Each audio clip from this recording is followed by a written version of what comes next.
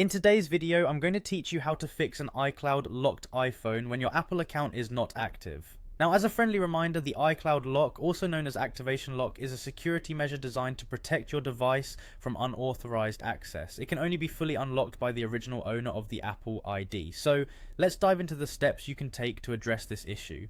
First, you'll want to check the status of your Apple ID. The place to start is by heading over to iforgot.apple.com.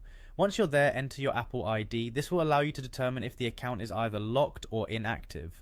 Depending on what you find, you'll be guided through some on-screen steps designed to help you reset or reactivate your Apple ID.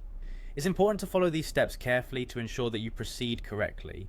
Now, if the iPhone is displaying a message that says Apple ID not active, this usually means that assistance from the original owner is required. The original owner should go to appleid.apple.com and sign into their Apple ID account. They need to reactivate the account and also remove the device from their account.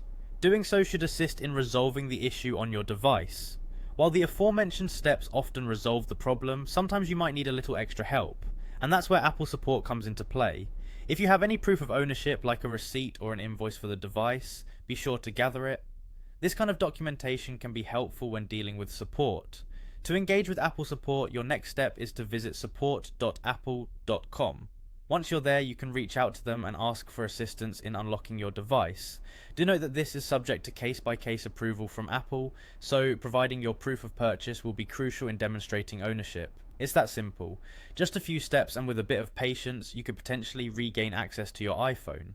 Remember, this process is set in place for your protection and the security of your device. If you have any questions along the way or need further assistance, Apple support is always a good resource to turn to. Thank you for watching, and I hope this helps get your device back up and running smoothly.